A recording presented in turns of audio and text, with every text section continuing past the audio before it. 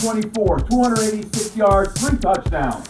Still a It's dude. better than this. Guys being dudes. Matt Ryan, That's a dude. Heisman Trophy. Bronco Nagurski Award. Ultimate dudes. Raji on my left, Herzlich on my right. 2 dudes. O-line you. Bunch of dudes. Dudes to the right. Dudes to the left. Stuck in the middle with you. WZBC, the Boston College Radio. Hello and welcome to Two Dudes Sports Show. We're here on another Thursday night, bringing some sports talk to you on WZBC Newton Radio. I'm Quinn Kelly here with my co-host TJ Hartnett, and we're coming off the Super Bowl weekend, so we got a lot to talk about for you tonight. How are you, TJ? I'm doing fantastic.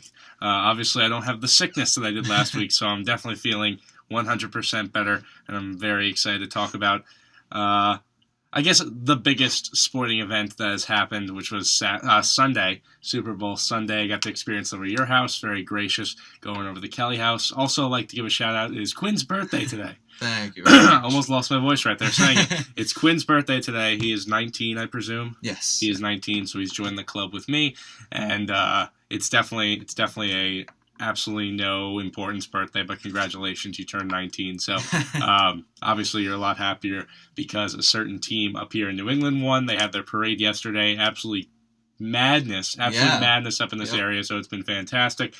You also got the prediction for the game correctly, so we like to applaud him for that. He got 28-24. I said 27-24, so I should get some recognition. I was off by a point, but you nailed it right on the head. You and Dustin Pedroia, I saw in a video from Barstool Sports, both got it right on the head correct, as well as the Madden simulation got it correct. They were off on the way that the game ended in the game with all that stuff, but only a little bit though. Edelman did score the last touchdown. But I mean, if Madden would have pulled like an interception on like the goal line, I honestly probably would have thought the entire game was rigged, but as many people do over there in Seattle. But regardless, we're going to talk about the Super Bowl. We're going to talk about everything that covers it, basically from the start to the commercials. We can talk about too, because it was definitely a downer of a commercial year, and by downer I mean emotional and miserable commercial year. Yeah, a lot of tears. Super depressing. A lot of tears. As a person that wasn't cheering for a team and was really looking forward to some really funny commercials, man, you did not deliver nationwide. And also, we're going to talk about Boston College Signing Day. National Signing Day was yesterday. Overall, comparative to the ACC, we didn't get a great signing day. But then again, with all the odds against us being this area, a tough bowl loss, I mean, there's many things that go against it. So I think we had a fantastic day. I think we have some great recruits for the future. So we'll talk about them and welcome them to the Heights. So if you want to start off, I mean, you don't have to recap the entire Super Bowl. I know our listeners know what happened. But from the beginning, what were your opinions? What do you think going into it? And what do you think as the Super Bowl as a whole? How was the game in your mind? Okay. So going in, I definitely was not confident. I mean, obviously I picked the Patriots, and I think a lot of the lack of confidence is just being, nerves as being a fan of the team. But Seattle was definitely a great team, and there's just, you can't be sure in those types of games. No. I mean, especially coming off of like going into the first Giants Super Bowl in 2007 when you were completely sure we were going to win, get the perfect season, and then ended up losing. So, we discussed it last week. It was a big one for Brady in my mind. I think he really solidified himself as the greatest quarterback, or at least up in contention in most people's mind. But yeah, the game was up and down, and I think it was hard for me. I think there was a good emotional payoff as a Patriots fan. I could agree to that. I saw it very well in your house. Yeah, it was funny. But at the same time, so as an objective fan, I think that would have been one of the best Super Bowls. I agree. And maybe it's just because how would I put it? Maybe my athletic intellectuality.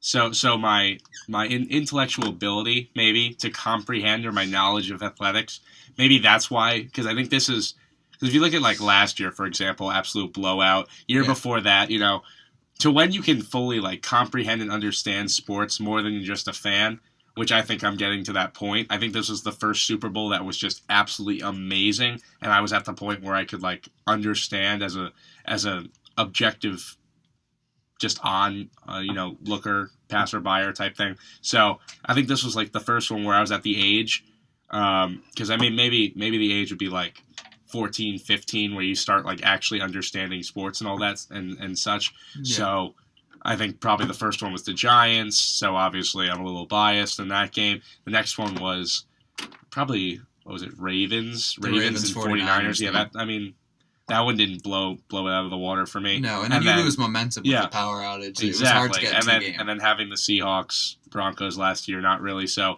I mean, going up as a 19-year-old kid, watching this game as, a young adult type thing, it was the best Super Bowl that I've ever seen. Just me screaming out certain things that I think people should have done, and then things happening, and then it was just an all-around culmination of just fantastic football from both sides, and nobody disappointed. You felt like you were part of the game in that final fourth quarter, which was fantastic, and I could not have asked for more as a football fan. As a football fan, I was gripped to the game every second. Yeah, I'd agree with you. It was just one of the games that it kept you on the edge of your seat. There was always something going on, always a big play to be made.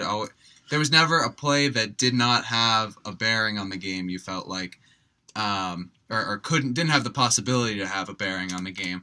And I'll say, as far as wins go, this is the first win where I feel like you did, in terms of being very aware of the game, of the workings of the game, of what was going on, each and every play. Yeah.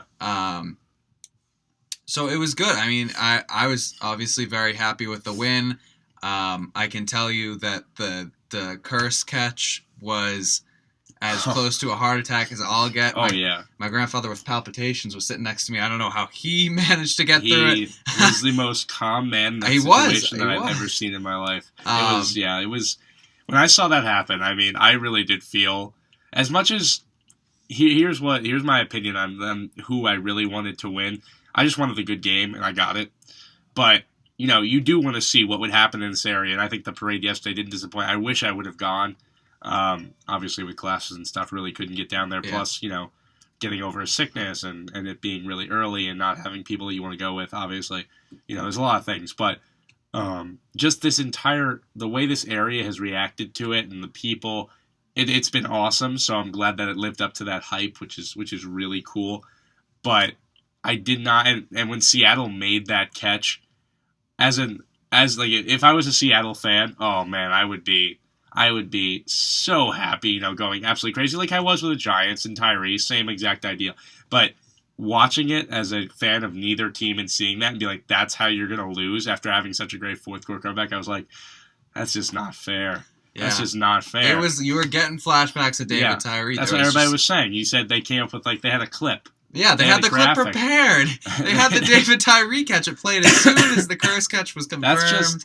That's just such a tough way to lose. Yeah. And I don't know how in a million years you pulled it off, but I was just absolutely stunned. Well, let's talk about that play. I think that's definitely worth talking about.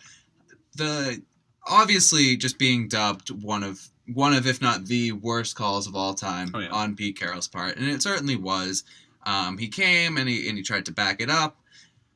And, I mean, you know what? He's a professional coach. They're allowed to make mistakes. It's tough. It came in such a horrible moment. But, I mean, the call might have been bad, but I think that there was equal blame on Wilson's part and on Ricardo Lockett's part. Sure. I think Lockett needs to body up there. I think that Wilson definitely could have put it in a better place. But, I mean, there is such a small window. But for me, and I mean, this could be just being a New England fan, but at least in terms of national media coverage, I think that so little is being made of what an incredible play on the ball Malcolm Butler made. Oh, I mean, that was the play. That's going to be the play of his career. Yeah. I mean, basically, no offense to Malcolm Butler, but his career is going to go so downhill now. Oh, yeah. There's no higher moment. You can't go higher. No. So, but the play he made on that ball was absolutely ridiculous. For him, from the time Russell snapped it to the time he threw it may have been a second and a half. Yeah, I think it was like 1.5, And 1.7. he range. literally jumped right from the snap. Yeah. Snap, he was going off. He's like, I know it's going to be a slant. And got there, hit Lockett just as the ball got there, so it wasn't pass interference. He maybe hit him a tenth of a second too early, because I said originally I was like pass interference possibly in slow motion, but fast motion you couldn't see it. So yeah, the play he made on that ball to hit him exactly when the ball came and then catch it and then corral it so perfectly and then go down. Yeah. I mean, and I think that unbelievable. One of the best parts is it just speaks to the studying that they do. I mean, a lot has come out over this season about, from players inside the organization and players outside who are disgruntled former players about how, Belichick quizzes them every week on details about each individual player, and they actually get physical quizzes like they're still in school. And, he said in the post-game interview, which, I mean, he was not an eloquent speaker and by any means, but I watched the Sports Center when he was down in Disney World with Edelman. They asked him about the play he made on the ball, and he said, I looked at the Twins formation there, or the stack formation. I knew it was going to be a rub route, and I knew it was the time to go all in, and he went and he jumped on it. And just an incredible play. It was a really good read from a player who proved that he belonged, in my mind. And, I mean, we talked about this on the ride back to campus afterwards, actually. The sad thing is, honestly, when his contract's up, like, he's not, Bill Belichick is not going to play loyalty. He's not going to be here for the rest of his career unless he's performing. So the sad thing is, like, we could have like 2 more years with him in a Pats uniform and he could be out the door. Yeah. I mean, it's like, thanks, but right. Yeah. I mean, like, and I don't know if that's a Pats thing, but like that's just the way the league works now. Just it's a shame that it was in his rookie year, and he's not really he could be gone. He could. soon I mean, enough. David Tyree literally played 2 more years for the Giants after that catch. Not even. I mean, he was more towards the tail of his career, granted, but yeah. he Mario works Manningham for the team now. Oh, Mario Manningham he's just oh god. But I mean, like he was Mario Manningham's a different story. But he was the beginning of the career and he's already gone. Like, coming out of Michigan, high recruit. I don't know how high of a recruit Malcolm Butler was. I mean, wasn't it? No, Malcolm I mean Brown he was a D2 player. The Patriots are the so only ones that went after him. There he was undrafted. Yeah, so he's more of like a Victor Cruz story. But except the only thing is he's probably not gonna. No, that, no. I mean, like he played this season. But, I mean, like it wasn't like he was from he was buried in the bench and then just showed up in this game. Like he played this season. season. Just put somebody in the Super Bowl for no reason. But the thing was, and I discussed this with somebody afterwards and why they were. Collinsworth immediately said, he shouldn't have even been out there. And technically he's right. He's the 4th cornerback. He's behind Arrington in that situation. Arrington had a rough game. So that's why when they threw the 3rd corner out at the goal line, they put him over Arrington because Arrington's a smaller corner and he'd been getting beat all day. So there you go. I mean, got put in a good situation and made the right play. And honestly, it took a couple days for it to really sink in, and it's been a different kind of win. I don't know if it's just being older, having it not be as satisfying, but something about everything on the media being made about that play, it's been tough to enjoy the win as much. That's understandable. Just because it's like, I think it's more because literally, not that you didn't deserve it, but all they had to do was run the ball at Martin. Maybe it's that. It's part of it. Everybody saying like you stole not right that they gave us the win. You did steal a win. Yeah, it was given to you. Yeah, just because of that play. Yeah, I think it was equal play on both parts. In the end, the Patriots I think played a better game just because. But I honestly, Russell Wilson, for having such a terrible first half in the fact that he just didn't throw the ball. And the running really wasn't there either. Like, their first half stats, I honestly don't know how they scored. But it was just that last drive that any of the stats came from. Everything happened in the second half. But the way he threw the ball, every single throw was so perfect and precise that I think Russell Wilson was such a good player for this game. He was unbelievable. He was. He was a Super Bowl quarterback. He wasn't the Russell Wilson of the Packers game. And the ball he threw to Lockett wasn't a bad ball. No, it wasn't. It's just that It Brown. wasn't. I mean, if Brown wasn't there, Lockett catches it and goes in the end zone. Yeah. The other guy, I mean, he beat the guy on the inside or wherever that was. Yeah. There was one other guy there, but I mean, he didn't really have position. But From hearing analysts go over that play, honestly, I've seen, or at least it seems like from people who really understand the game, they want to say that of anybody on that field, the blame is not on Lockett or Wilson. It's on, I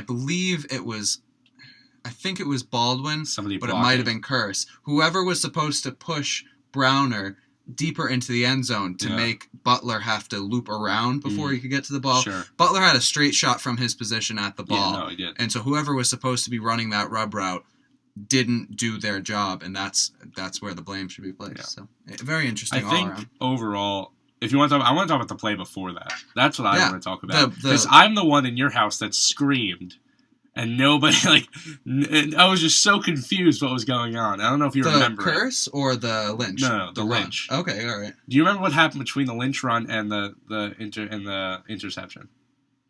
Well, the play clock ran, or not the game, game clock ran way down, and ran. Belichick did not call I was a timeout. so confused. Yeah, I was the remember that. only one. Everybody's just like stunned because I guess you guys realized it's over. Yeah, in And my everybody's just mind, like, I okay, was just like I don't know how to. So basically, for anybody who doesn't know, because everybody forgets this, Marshawn Lynch runs the ball, and I just said, first thing I said, let him score. Yeah, I screamed, I do let him remember that. score. Yeah, with yeah. a minute and 9 to go, because then a minute 9, they're up by 3. You have a minute and 9 and 3 timeouts to kick a field goal with Steven Gostkowski. Yeah. To go to overtime. That's simple in Patriots. I don't understand why, I don't know what that was about. because the game's over.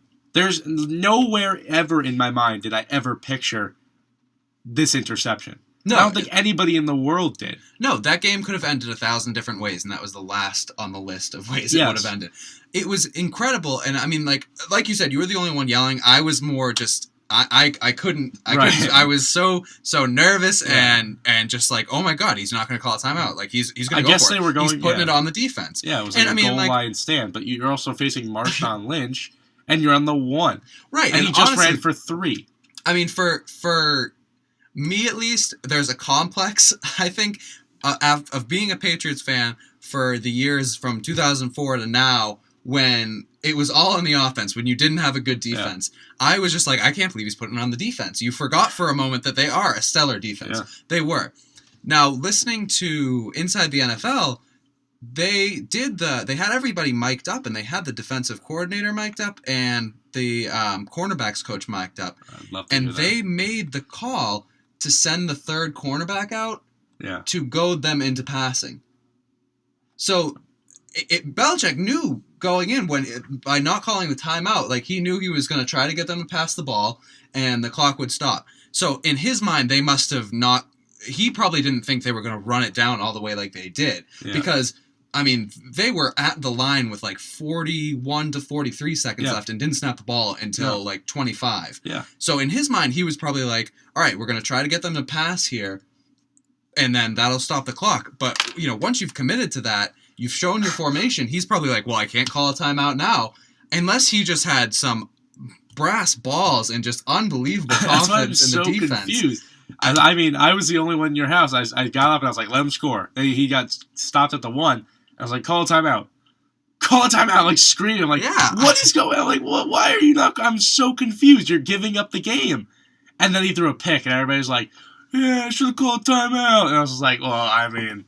No, I agreed with you. I was like, why? I was like, all right, I not believe I got to swallow my words there, but it's true, though. It makes no sense. It doesn't make sense, and that's the thing. I think I was struggling with that on Monday morning, too, as to, Pete Carroll made the worst call ever, but, I mean, honestly, if that play goes any other way and they score there, Belichick's the GOAT. He's an idiot. Belichick's the one who made the horrible call. If they catch the ball there, how much time do they have? If they catch the ball there, they have 20 seconds. So you're getting... Compared to probably 50. Right, so they're most likely kicking it out of the end zone. You're starting from the 20, and you have 20 seconds and 3 timeouts. So you got to figure you have 3 to 4 plays to get it downfield. Yes. Yeah, it is. I mean, they're also playing a prevent, though. So It would be very hard. Yeah. It'd be very It's hard. not You're looking easy. at 15 yards a route. You'd probably be going for like a 57-yard field goal. Yeah, it'd be a very yeah. long field goal, which, I mean, is in Gostkowski's range, but just in that moment. Yeah. So, I mean, and that's the thing. Like I said, I've been struggling with it in terms of you want to be like, what the hell was that call from Belichick? But then it worked. The thing is, nobody can explain it. Right, and so nobody's asked him about it. Yeah, I don't understand that. If I was a media guy, I'd be like, why didn't you call a timeout there? I think like, maybe somebody did, and it wasn't brought to national news' attention because he probably said something that, like, I've been asking this question for... Yeah, but that's not what he was thinking. No, I mean, it can't be. It can't be. But, I mean, like, that's the thing. Was it just fool's luck, or was it an incredible coaching decision? Yeah, that's the thing. There is no way to describe... Like, there's no, like, justifiable way to describe... Because it's a lose-lose for him. He calls a timeout and they score. Guess what? You got a lot of time. He calls a timeout and they don't score. Then they have to do it again. You call another timeout. You stop them again. Another timeout. That's what happens. Yeah. Now, as a huge lose-lose. Belichick supporter, I mean, obviously, I think I'm taking the unpopular route in saying that he didn't know what he was doing there. I don't know that he knew what he's doing there, and I wouldn't. That's a tough situation. I mean, as a head coach, you're just like, you're frozen. Like, he stops the one. Well, that's my thing. You're probably still confused over the curse catch. You're just like, what the heck is going on? You just get frozen. You're just like, all right, try to see if they can pass. And you forget, you look at the clock, and you're like, oh, shoot. 20 seconds already out of the clock. Let's just forget it. Let's just forget it. My question is now, like, I'm not ready to go and say, oh my God, great coaching decision. Like, he knew what was going on there. I'm not ready to say that yet. Yeah. But at the same time, it is Bill Belichick. He is the most prepared coach week to week in the NFL always. So I'd like to think, and I think he had some idea, like they'd prepared for a situation at least similar to that, and knew what they were going to do. And he's obviously one to have a lot of confidence in his defense. Yeah. Even in the times when they were horrible, he was always out there supporting his defense. And maybe he knew about Marshawn Lynch getting in 1 out of 5 times from the one. Maybe he felt like if they get in, then we have 20 seconds left, and it's possible. If they don't get in, then we just have to stop them 2 more times. I don't know. I mean, like, was it a great coaching decision? I'm not willing to say, but I do think that he in his mind knew that was what he was going to do if it came down to that situation and just didn't clue any of us in on it. No, I agree with you on that. And I completely agree. He's like, all right, let's bait him into passing. Let's see what you do. But why not use a timeout? That's what I don't understand. What was the point of taking 35 seconds off the clock? If there's a point, it was just to... They might have been expecting a timeout and were not willing to call one on their own. They had 1 timeout left. So he's probably thinking, the Seahawks. Okay. The Seahawks had 1 left. So they're not calling a timeout there. Right. That timeout is not being broken out. Yeah. So maybe he's thinking, all right, maybe they're out there and they're not really confident in what they're going to try to do because they're expecting us to call a timeout and rethink it. Yeah. So, I mean, he forced their hand. Sure. I mean, there was no time to audible at the line, even though they were there for 20 seconds. If you're going to get up there and see what the Pats are going to do, see if they're going to call a timeout, and you're not expecting them to stay on the field, I mean, like, who knows? Yeah. If this all was going through his mind, then I think it's an incredible coaching decision. I mean, just one of the ballsiest things. It worked out in his favor. It did. The other thing that I think, too, is if in that situation, like, for example, him throwing in a pass on a slant over the middle of the field is one of the last things I would think he would do. It was a dumb decision. Yeah, I mean, that they can go wrong so many ways. Could have been tipped at the line, could have slipped out of Russell's hand. Somebody gets called for pass interference. Now you look like a bigger idiot because you go further back, and now you really have to throw. I just don't understand. Like, if you're going to pass there, and honestly, I didn't think passing was that bad of a call. I think people are hyping that a lot because it was second down. Like, you have 2 more downs to score with Lynch. I think if you want to catch him off guard, I mean, if they're going to send in a package where they're going to absolutely crush the line, like, I have no problem with you throwing a fade deep back of the end zone. Nobody's going to pick that off. It's not the pass, it's the route. Exactly, it's the route, and I don't understand. Maybe, I would think maybe that they read the route wrong, but that's probably not what happened, because believe me, if Russell Wilson wasn't sure of the route, he would have called timeout. Yeah. So that's... I mean, like, but could he have? Maybe he couldn't. Maybe he was just like, you know what, let's just go with it. I don't know. I would say that, lost my train of thought a bit there. I think that the thing that really gets people is not that they went for that. I think that Pete Carroll did a horrible injustice to himself in trying to explain it when right after the game, which is not a fault of his. I think that in that situation, you've got no idea what's going on. You're still stunned by the fact that you just lost the Super Bowl. Sure. The fact that he tried to explain it by saying we were playing for 3rd and 4th down, I think that has people up in arms. Yeah. They're like, well, why not just score? If he had articulated it the way he did later in saying that we had to pass it once, we only had one timeout, you don't want to take it right away in case you don't get it. If you run it, don't get in, take the timeout, and then run it again and don't get in, you don't have time to then go for a pass. So that was the ideal time to pass it.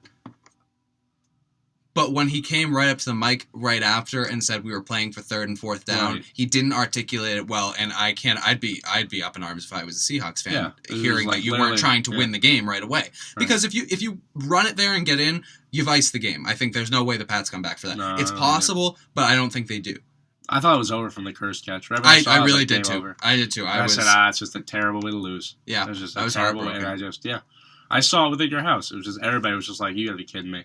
And for them to give you the game, I guess, it's just it was just stunned. That's just the one word. I had my mouth open for literally 5 minutes afterwards, just like I had no idea what was going on. Yeah, I mean, and I think it can't be taken away that Brady once again, and adding to the stats that I put out last week, another 4th quarter comeback, another game-winning drive, went 8 for 8 for 65 or 75 yards and a touchdown on that last drive. This was his best statistical game, I think. Yeah, it was. He had the most completions of any quarterback in a Super Bowl here.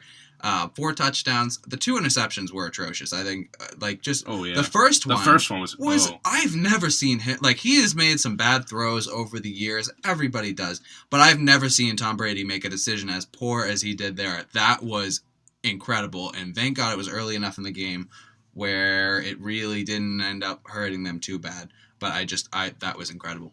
I couldn't believe how poor a decision that was. But like you said, best statistical game from him, and I think he really cemented himself. I was very happy to see. Overall, fantastic game. What wasn't fantastic? The commercials. I want to. Can we start off? Okay. Let's start with a nationwide commercial. What was that? It was just like, I remember I was narrating it as it was going, and I was like, you know what? This kind of reminds me of myself, like little kid, pretending he was like flying over the world. There were like 2 other scenes, and I was like, I used to do that as a child, and it was just like, but I'm dead. It was like, what? It was the worst just like, commercial. Buy your life insurance today. You never know what's going to happen tomorrow, which is actually like, it hits home, and I guarantee some people bought life insurance from it. No, it wasn't life insurance though. That one wasn't selling a product. Oh. No, it was just just watch out for childhood deaths. Oh. Because then they showed the image of like the dryer pack or the dishwasher packs from under the sink. Yeah, I remember that. The chemicals. It was just. Oh god. It was, and the thing is, they came out the next day and stood by it. Yeah. They made a press release saying, I feel like when you put it out and you're in the Super Bowl, you just can't. You'd be like, I'm sorry, I offend. Like, no, just stay. Like, I respect them for that. That's not even offending me. That was just like the worst commercial I think I've ever.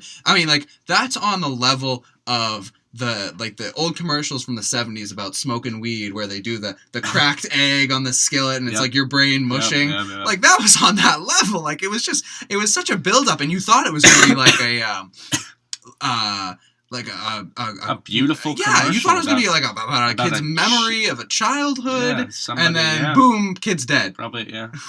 Just... that one hit hard. Doritos came out and had a Doritos did not. Year. Yeah, Doritos did they not. They had the one with the plane with the really really hot girl. Yeah, and then she was carrying a baby. Yeah, so that was pretty funny. No, they had some good ones, but funny. The past couple of years has had like 4 and 5 good ones. Yeah, they only had 2 this year. I can't remember what the other one was. Yeah, but it wasn't anything like that crazy. I distinctly remember that one. There was one about glue. That was funny. I mean, who buys glue anymore? Yeah, Loctite no glue offense, but saved our that's just marriage. hilarious. There's Yeah, just like no, it's fanny funny. pack. Oh, it's just The great. fanny pack one was It pretty great. funny. Well, it was the glue one, but it was just so good. The Breaking Bad one was very funny. The Breaking Bad one, and that was Lindsay Lohan was that one too. That was the same. Yeah, company, it was the same. But yeah. no, the Breaking Bad one blew the Lindsay. I think Lohan that was one Allstate, right? out. No, it was No? Esurance. Esurance, you're right. And then there was the one Snickers with the Brady Bunch. That was so fantastic. funny. That was fantastic. That was so funny. I'd forgot about that one. That was very. That was funny. one of like the first ones too, and it was just like that. Yeah. Like really set it off. Then there was the one. I'm a big fan of this one. The one with Microsoft, the kid with the no legs. Really? I love that one. I mean, like, see, there's some of them that I love. Like that one brought me to tears. Like he's running around. The Budweiser one got me. Okay, with that. Well, I mean, that's I had seen that one before. Yeah, obviously it's puppy. Like it's definitely stuff that's meant to. Your little dog's running around. I was like, oh God, come here, you know. Yeah, but I mean, like the lost puppy.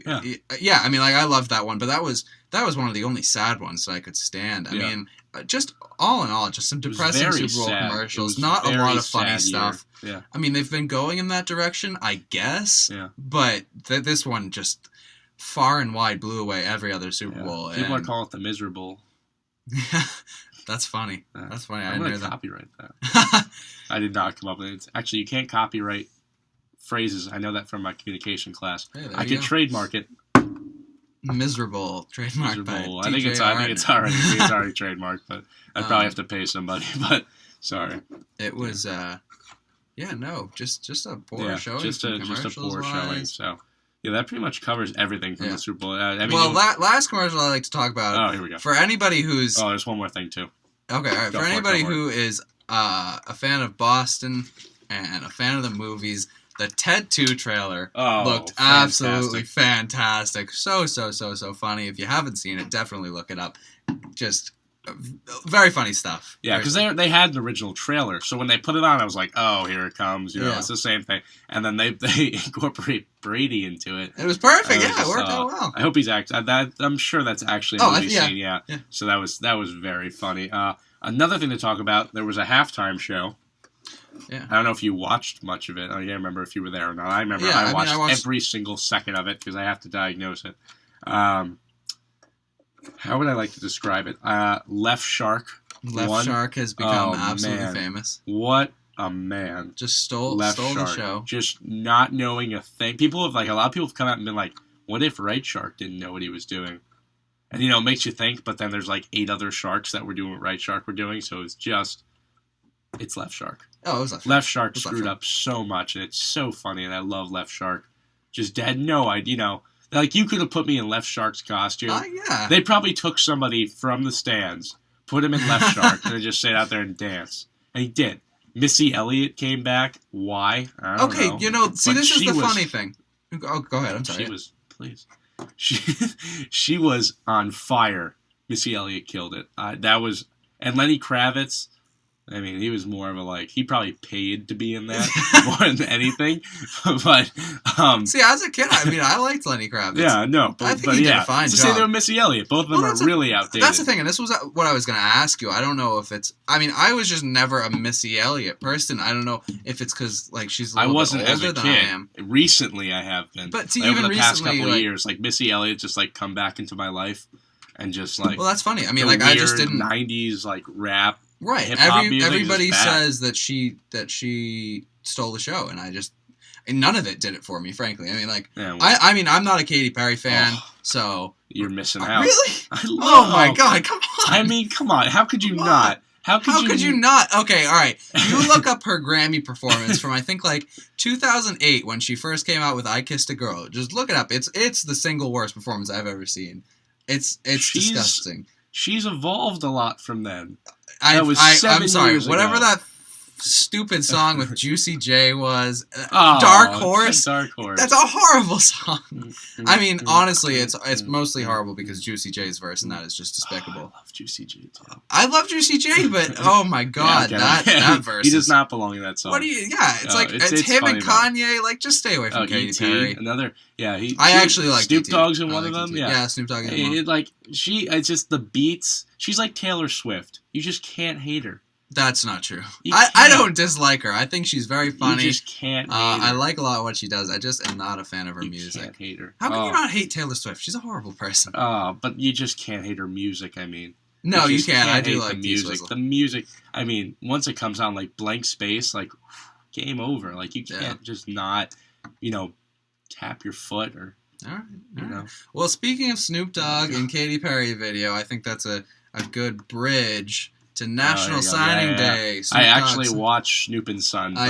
Did you? I caught up, yeah. Yeah. Oh, fantastic. funny And, show. and we all know where he chose, obviously. Yeah, contrary Snoop to Dogg's, father's yeah. wishes, Cordell Broadus chooses UCLA, the 4-star wide receiver. Which is surprising, because actually I was talking to my brother about it. Have you seen the show? Yep. The amount that they talk about Notre Dame, I'm shocked he didn't pick it. Yeah. His best friend's going there. Mm-hmm. The number one... He's not the number tight one. end. He's not the number one player from that school either. No, he isn't. The tight end is. He's going there. Yeah. Snoop Dogg talks about it the most. Snoop Dogg's performed there. My brother went to Saw one of him, his. Yeah. I mean, I was shocked. Like, every time they talked about it, it was always like Notre Dame number one, Notre Dame number one. Whenever he listed his schools, it was always Notre Dame first. Like, I was... Like, UCLA wasn't even talked about. Maybe that was, like, a tactic in the show. It might have Maybe, been like, attacking yeah. in the show. I mean, for one, I think that obviously he's a UCLA kid. I mean, I know he lives Oh, in but Vegas I'm now. not surprised. I mean, No, he's that's from fine. Vegas and he wanted to stay. And he talks in the show about actually leaving LA is like the main thing. He does, wants yeah, to leave yeah. LA, and then So he just comes out he of nowhere and chooses just UCLA. boom. Next East School of LA. It could have been. I mean, it could have been marketing or whatever. But I mean, at least I do think that. I don't know. UCLA had an incredible recruiting day. I watched most of National Signing UCLA Day. killed it. They just racked up everybody, and I wonder if in that final moment, when it came down to time to decide, he was like, "Well, I mean, look at how good they are. Yeah, they've beat USC the past number of years, and they just National Signing Day for UCLA. They won the day. No doubt." Which is weird because honestly, I don't think UCLA is a top tier program. No, that's my opinion. I don't think they are at all. I mean, look at them in the Pac-12. They're sitting on the hump. Oh no, they're gonna get it just because it's the same thing with like I was describing. Was I talking to you about Tennessee? Yeah, again with a top class. Tennessee's what like number 4. I don't understand the appeal of Tennessee. Do they just get there and there's something in the water that makes them all terrible? Little John. They always have top classes, and then they just don't produce on the field. Out, or I just don't understand the appeal of Tennessee. And Tennessee's not a big recruiting state. No, it's not. But Nashville is. Oh, Nashville's pretty. It's an up and coming city. It's one of the or like the number is it one. Even situated in Nashville though? No, I know but Vanderbilt I think it's close is. enough. Okay. I mean, like either way, Nashville. just in terms of like it's a good SEC school, but for me, it's just that it's not so much an amazement. Why Tennessee over Vanderbilt then? If Vanderbilt's in Nashville, because Tennessee has in the past been good, probably. and Vanderbilt's not good. I don't think Yes, Vanderbilt yeah. has direction to the program. I don't think they have a good coach. Yeah, Tennessee has a very good coach. Butch Yeah. Jones is an incredible coach. Sure. I mean, for me, agree. it's not so much amazement with why you would choose Tennessee, but why do you keep choosing Tennessee? Yeah. Everybody keeps choosing Tennessee, and yet they still are Sure. not good. Like I they're mean, on this the isn't, upswing. this isn't on like comparison to like we're saying you should choose like a school like Boston College over them. No. But like if you're in have the SEC, option, yeah. if you have the option of Auburn or Tennessee, why? I mean, Tennessee? for me, all I can figure out is I think Tennessee is middle of the pack enough in the SEC that you can go there and you're going to start right away. Yeah, maybe. And you might not be good because you've got so many young guys starting.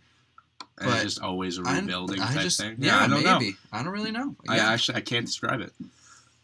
Tennessee. UCLA. I mean, honestly, Oregon, Arizona State, USC, Stanford.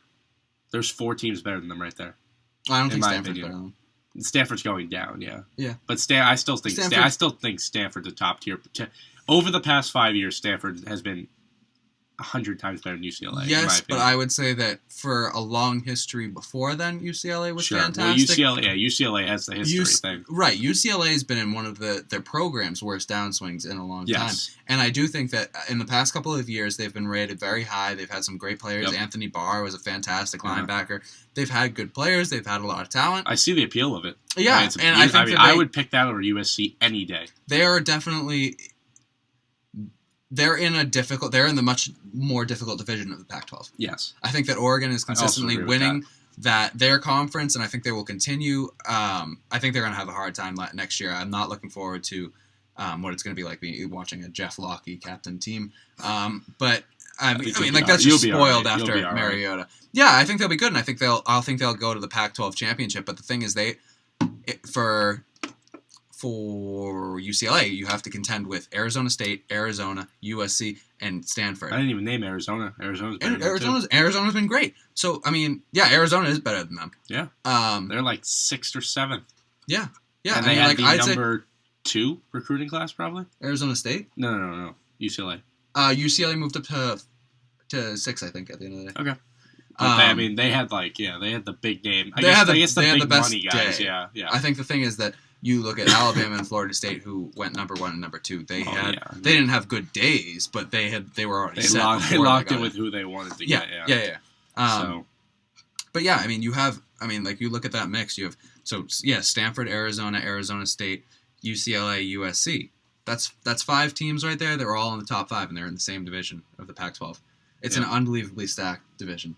And that's why I think, especially with the way the recruiting class is, I think USC is back on the rise. I think they'll win the Pac-12 next year. I think that conference is the best in America right now. I could see it. I could see it just because of the way that all the teams are on the rise.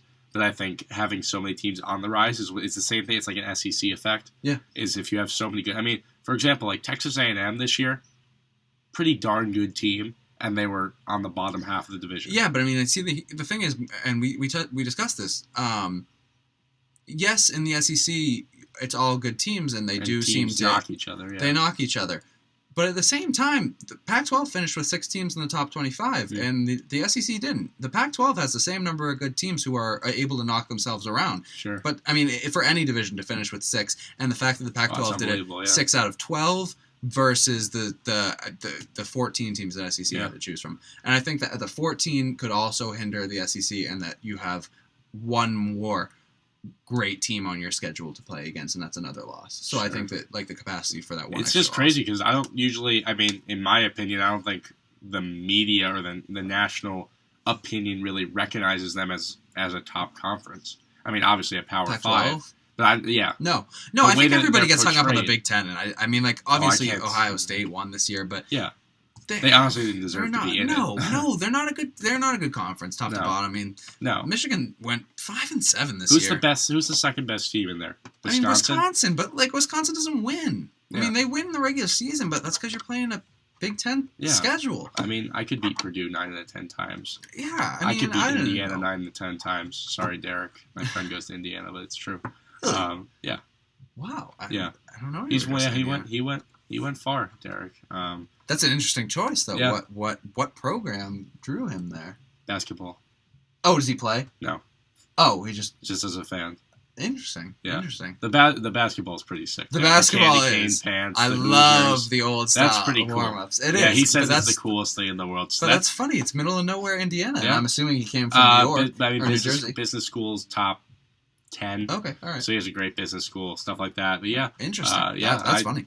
I would love to go visit them one day. But yeah, it is middle of nowhere, Indiana, but he said he's enjoying it a lot. So yeah, but he did come from New Jersey, so he went the farthest. I was originally the one who went the furthest, but he ended up being the one who went the farthest from our group of friends. So so there's my rant on the Big Ten. But anyway, we're going to talk about the ACC and Boston College because we had a pretty solid day. In the end, we only got one ESPN 300 recruit, same as last year, and that man, John Hilleman, ended up having a pretty darn good season for Boston College. So hopefully this man, Wyatt Knopf, how do you pronounce it? Knopf. Okay, good. Knopf. Wyatt Knopf. He's coming in as the number 26 overall in the country, offensive lineman, offensive guard. So we're expecting big things from this guy. I don't know if he's going to come in right and play. I'm guessing he's obviously going to be in contention for it. I mean, just because of how many offensive linemen we lost. We lost basically every single one. Because every one of them was a fifth-year senior. Yes. So, I mean, we have guys. We have people in the. I don't know. Yeah, we do. There's people behind them that are ready to take the role. Yeah. It's just that they don't have starting experience. There may be one guy on the O-line, maybe two at most, that even played in the game. Yeah.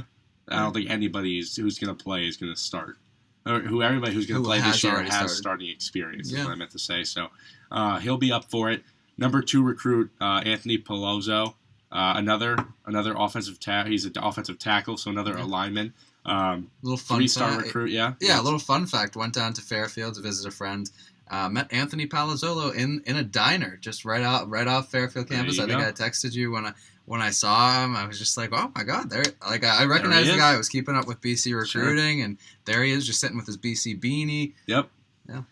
Yeah. So he's from Fairfield College Prep. So another 2 big O linemen. That's the one. Honestly, that's the one area we need to fill. Losing, I guess, O line's obviously our biggest hole right now. Yeah. So I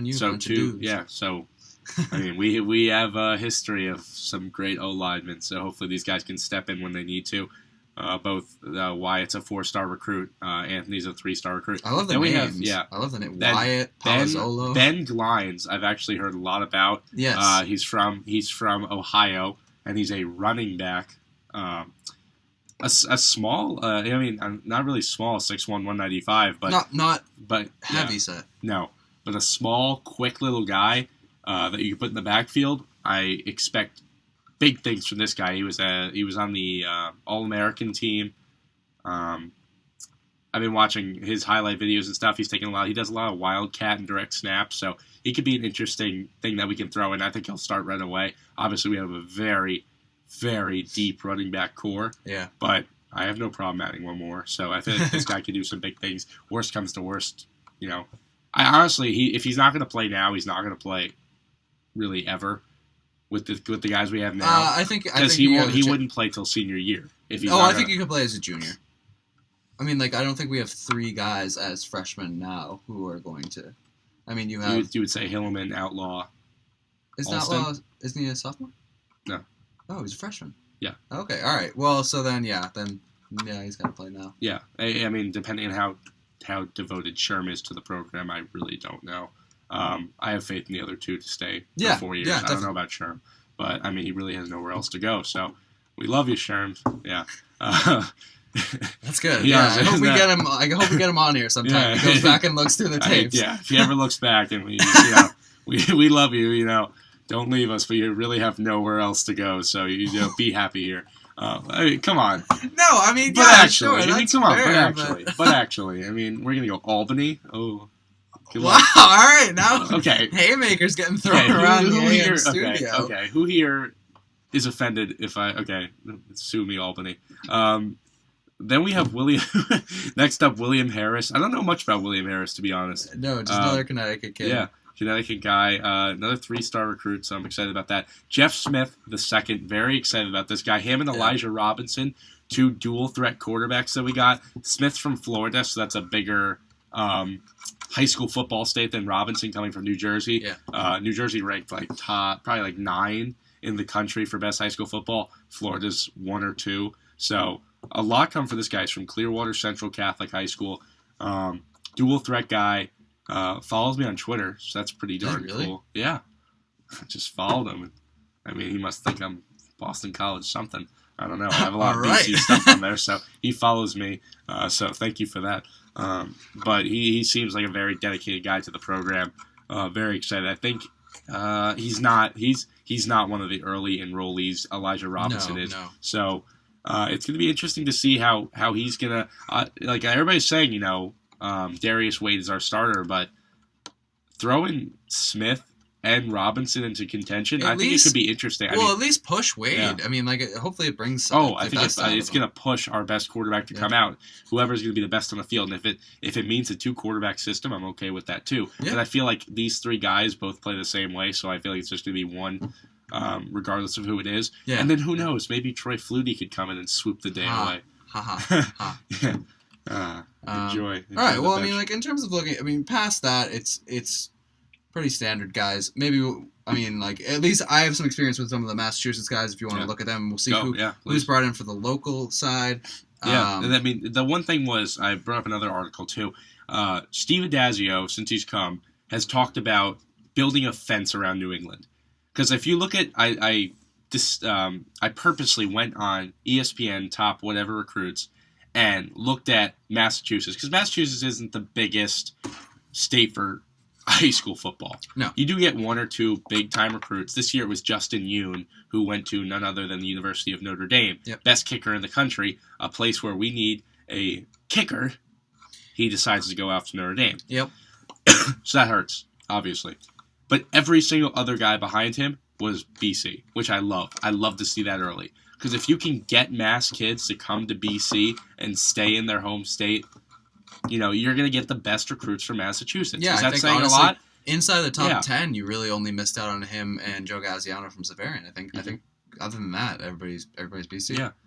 Every single person on that list was BC, and then, you know, obviously you had the one guy and then Justin Yoon. So,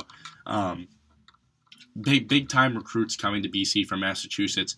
Again, not the best. You know, it's not like building a fence around Texas. It's not like that at all. But No. for what we have to play with, I think we did a fantastic job in solidifying Massachusetts and the New England area, so I'm very excited.